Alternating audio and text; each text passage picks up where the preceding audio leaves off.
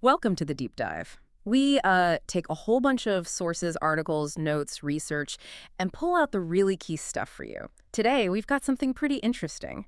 What if, just imagine, there was one specific thing you could do, like right now, that would seriously improve both your English listening and speaking skills? That sounds, well, pretty bold. What is this big secret then? Huh. Well, it's maybe less a secret and more just a really smart approach. It basically involves combining two really effective techniques, top-down and bottom-up And it's strategies. down and bottom up? Yeah. Okay. And our mission, for this deep dive is to lay out exactly what these are, show you how you can actually use them, and then give you a ton of resources. We've got a great app, some TV shows we recommend, all to help you put it into practice. Okay, so the goal is basically a shortcut, a clearer path to sounding more confident, more fluent in English, whether you're listening or speaking. I like that. Let's jump in. Where do we start? Top down, you said. Yep, let's start with top-down.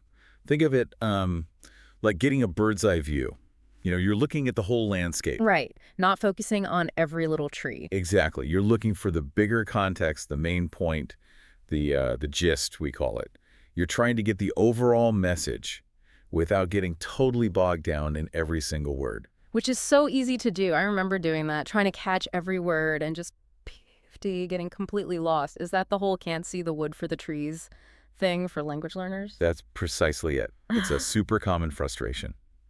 And that's why top-down is such a lifesaver, really. Yeah. So our first top-down strategy is, well, simply listen for the main idea. Okay. You use what you already know, common situations, roles people play, maybe what they're wearing, and you pick out key words to figure out the main theme. Like, we looked at that clip, remember? The one with the man speaking to a crowd. Oh, yeah, that was interesting. Because even though I couldn't understand everything clearly, I felt like I grabbed the general vibe, the situation. How does that work? How are we figuring that out? You're basically being a detective. You're using everything visuals, your understanding of the world, the tone of voice to make educated guesses. In that clip, you could tell he was trying to motivate people, right? Yeah, definitely. And you picked up that someone died, and maybe even a sort of dark humor. Mm-hmm. Well, you use clues. Like his uniform, it strongly suggests he might be a priest.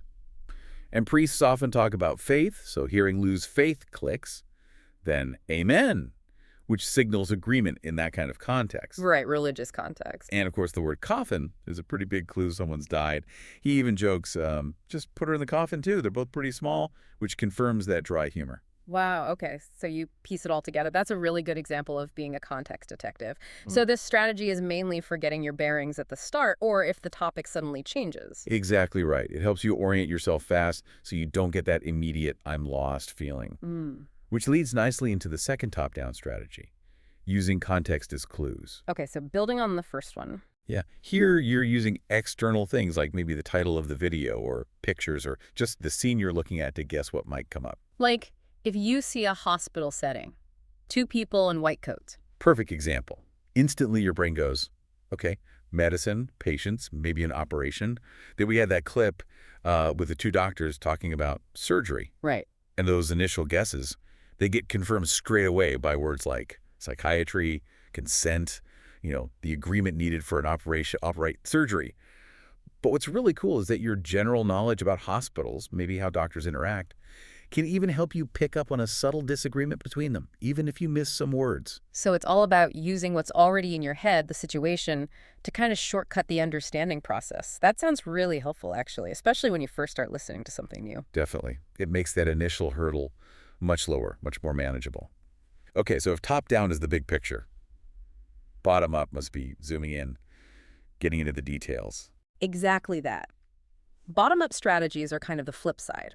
You really need these when, say, a new person starts talking, or the plot takes a turn, or maybe a specific name or number comes up that's important. Ah, okay. So specific information. Right. And the first strategy here, and it's a really big one, is noticing stressed words. See, in English, we don't say every word with the same force. Yeah, some words definitely pop out more. They do. And nouns, adjectives, verbs, adverbs, these usually carry the main meaning, so they get stressed. Otherwise, the little grammatical ones often get sort of reduced, almost swallowed sometimes. Mm-hmm. And what's amazing is how much you can understand just by catching those stressed words. Take a sentence like, caffeine was an amazing aid to the rise of capitalism. Even if you only really hear caffeine, amazing aid, rise, capitalism, Right. you still get the core idea, right? Yeah, you totally do. Wow. So training your ear to latch onto those stress words, it massively improves your ability to pick out the crucial details. Okay, that makes a lot of sense. What's next for bottom up? Next up is noticing intonation patterns. This is where English gets kind of, well, musical and interesting. It's not just rigid rules, but there are common patterns that really help with understanding. Like the way questions go up at the end. Exactly. That's pattern A, open, yes, no questions. Like, do you like it? See how my voice goes up. Yeah. Understanding that helps you know it's a question seeking a yes or no. Then there's pattern B, which you hear a lot in sentences with two parts, like if-then clauses. Uh-huh. The intonation often goes up on the first part, then down on the second, like, if I ate less, I wouldn't be so fat. Or that caffeine example. Before caffeine, basically people started work when the sun came up and stopped when it went down. Yeah. Notice the rise and fall. Ah, yeah, I hear it. Rise, then fall. Okay. What else? Pattern C is for lists. Usually your voice goes up for each item in the list and then falls on the very last one. Oh, right. Like, I like coffee, tea, and Yeah. beer. Precisely. Or from another clip. Spreading slowly from Africa through the Middle East and into the West. So intonation isn't just about sound. It helps you track the structure and meaning. Cool. Yeah. So, stressed words, intonation. What's the third bottom-up strategy? The third one is noticing chunks. Chunks, Ooh. like pieces of words? Sort of. Groups of words that native speakers often say so smoothly and quickly, they almost sound like one single word. Instead of hearing, did you like it? Hey. You're more likely to hear something like, did you like it? Did you like it? Yeah, okay, I know what you mean. It all flows together. Yeah, exactly. It's like one sound unit. So how do you practice hearing those? If they sound like one word, it must be hard to pick them apart at first. It can be tricky, yeah. A really practical tip is this. Listen to just one sentence. Try and repeat it exactly as you hear it.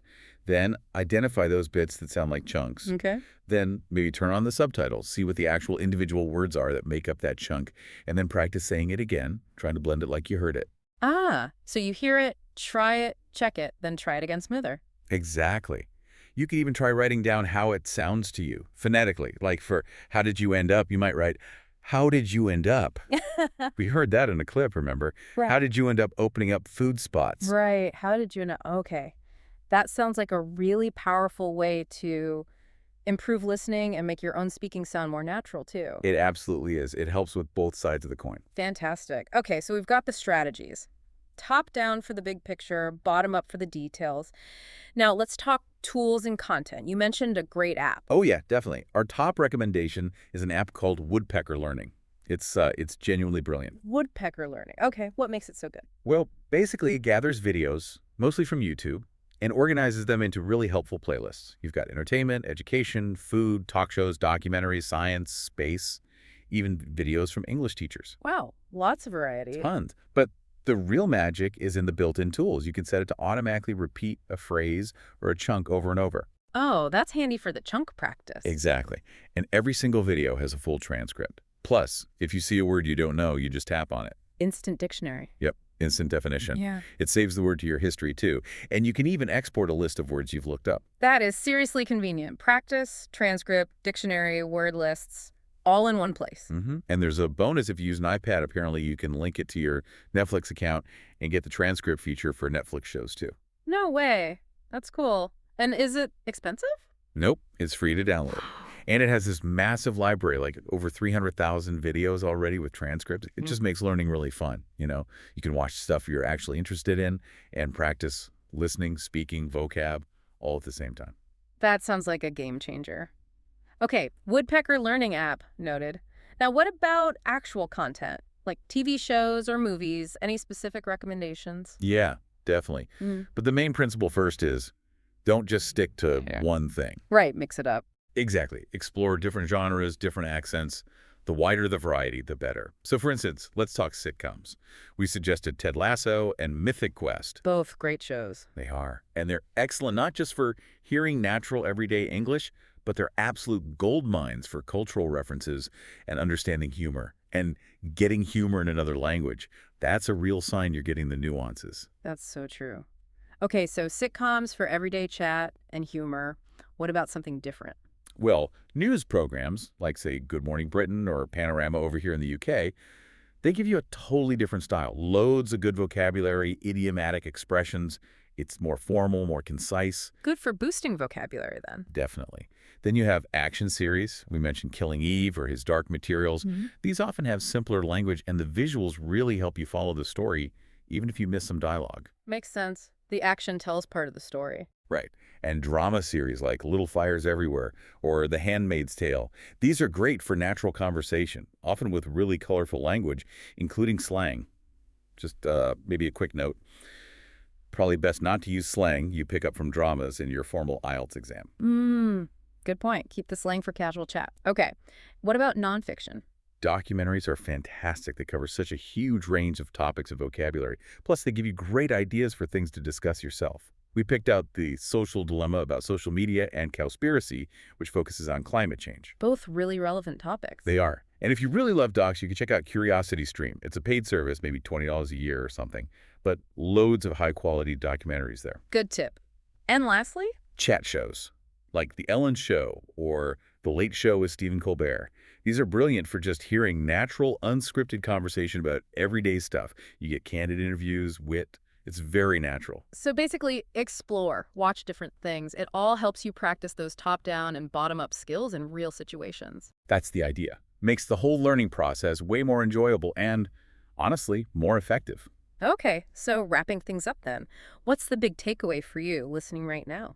Well, it seems like really getting good at English listening and speaking isn't just about doing one thing. It's about actively using both of these approaches, top-down and bottom-up. Yeah, you'll kind of naturally switch between them depending on the situation. Sometimes you need the gist, sometimes you need the specific detail, but you definitely need both in your toolkit. So we really hope you have some fun trying out those TV shows, maybe explore a genre you wouldn't normally watch, mix up your listening. Absolutely. The more different kinds of English you expose yourself to, the stronger your skills will become across the board. And please, do check out that Woodpecker Learning app. It just sounds incredibly useful with all those tools packed in to help you practice what we've talked about. Definitely give it a look. And maybe here's a final thought to leave you with. Think about how consciously using these strategies, listening for the big picture, zooming in on details, noticing stress and intonation, might change things beyond just your English. How so? Well, how might it transform your ability to really understand and get deeper meaning from any conversation, any piece of information you come across, just in your everyday life? Something to think about.